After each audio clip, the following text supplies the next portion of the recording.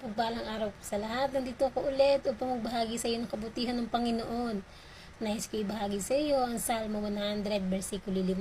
Dahil mabuti ang Panginoon, ang pag-ibig niya ay walang hanggan at ang kanyang katapatay magpakailanman.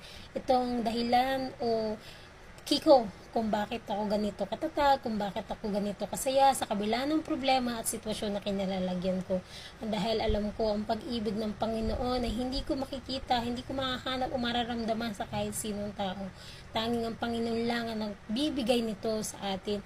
So ano pang hinihintay mo, hanapin at tumawag ka sa Panginoon upang maramdaman mo rin ang pagmamahal na sa Kanya mo lang matatagpuan. At ikaw ang inaalala mo, naiiwan ka niya, tandaan mo ang Panginoon ay hindi nag-iiwan. Tapat siya sa iyo habang buhay.